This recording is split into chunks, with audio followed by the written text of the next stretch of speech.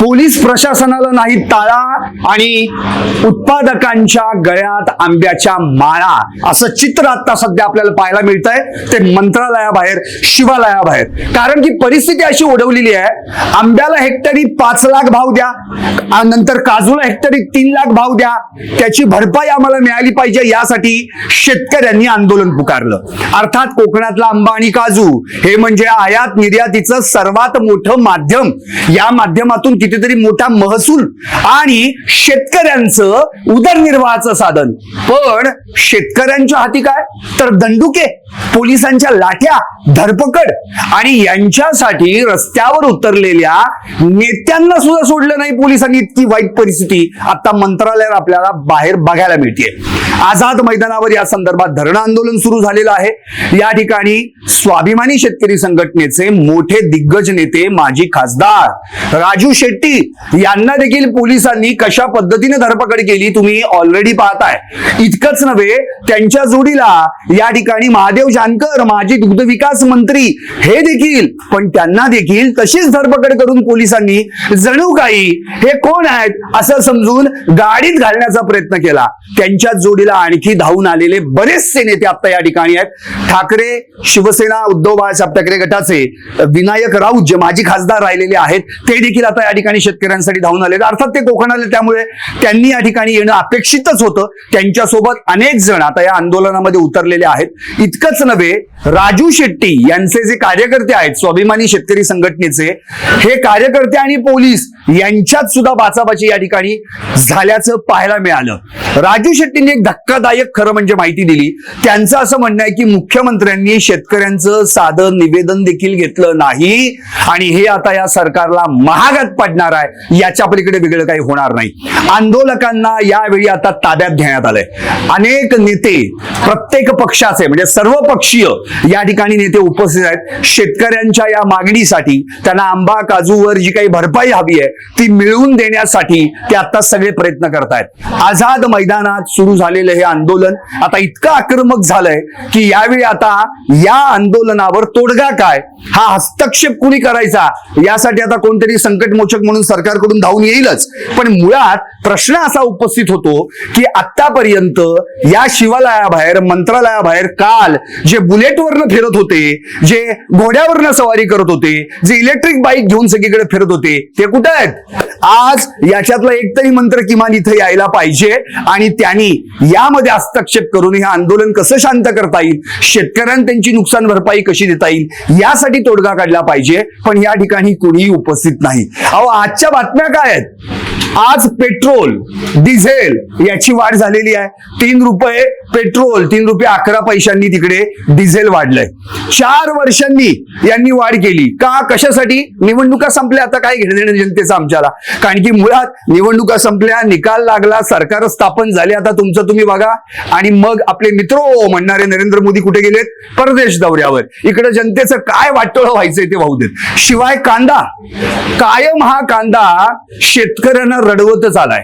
कारण आज याच कांद्याची किंमत काय आहे? अहो, 0 आहे. अक्षरशः 12 रुपये एवढा भाव. अहो, मुळात या भावामुळं खरं तर आता शेतकऱ्याच्या घामाची सरकारनं किंमत केली की काय असा प्रश्न पडलाय.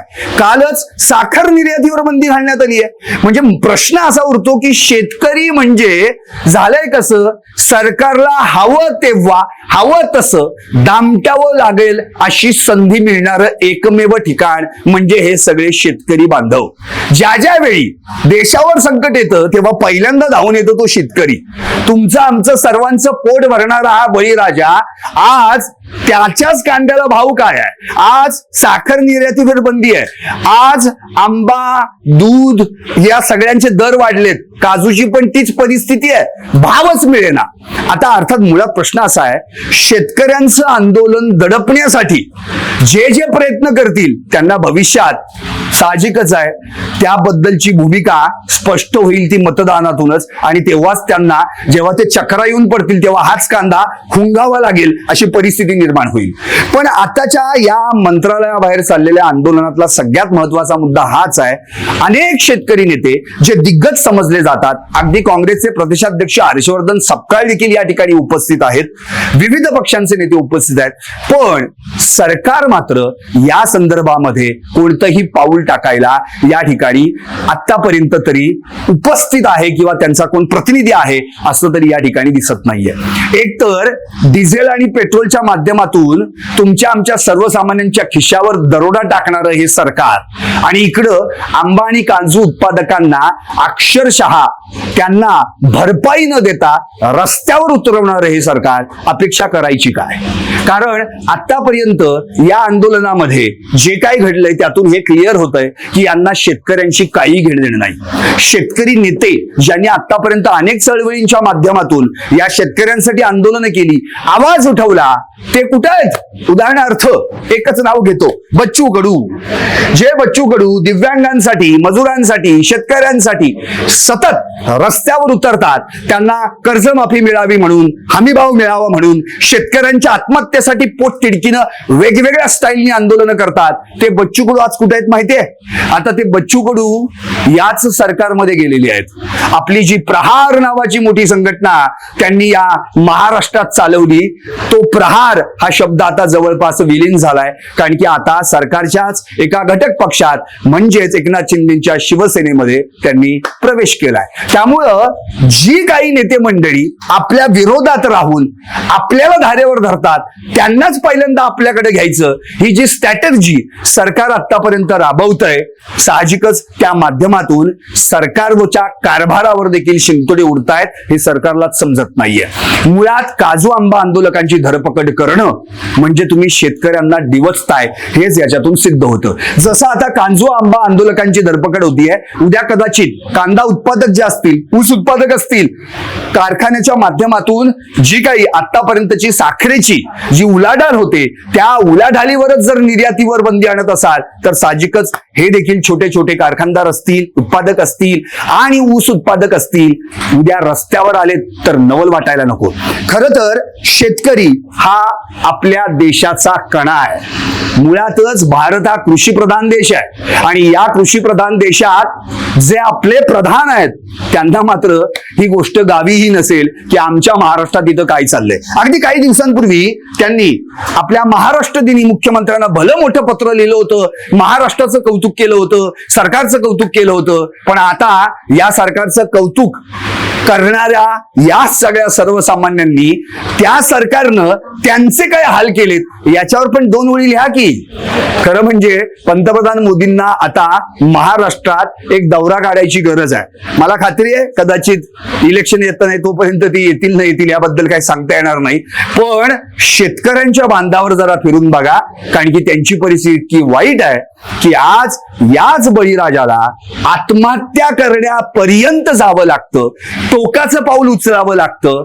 पण आम्ही मात्र केवळ त्यांच्यासाठी काहीतरी तोंड पुसल्यासारख्या 2-4 योजना लागू करतो, याच्या पलीकडे काही नाही. आता सरकार या सगळ्या संदर्भामध्ये काय पावलं उचलणार ही खरी परिस्थिती या ठिकाणी आता पाहण्यासारखी आहे, कारण की आझाद मैदानामध्ये या सगळ्याच नेत्यांनी आता धरणं आंदोलन सुरू केले. तिकडे मुख्यमंत्री देवेंद्र फडणवीस यांनी नुकतीच घोषणा केली आहे, 12 रुपये 35 पैसे किलोनं आम्ही कांदा या ठिकाणी खरेदी करू. आता मुळातच त्याचा भाव किती आणि सरकार काय भावानं खरेदी करतोय याच्यावरनच हे क्लिअर होतंय की आपल्याला आजही शेतकऱ्यांना त्यांच्या उत्पादक मालाला नीटचा हमी भाव देता येत नाही. MSP बघा, ऊसाची FRP बघा, परिस्थिती इतकी भयानक आहे की त्यासाठी शेतकऱ्याला आंदोलन करण्यासाठी रस्त्यावर उतरावं लागतं. आता या सगळ्या प्रकरणामध्ये महत्वाची भूमिका होती ती म्हणजे राजू शेट्टी यांची, कारण की गेली अनेक वर्ष ऊस उत्पादक असतील, शेतकरी असतील, यांच्यासाठी चळवळीमध्ये उतरणारा हाच तो नेता ज्या नेत्याला आज पोलीस जुबेनासे झालेत.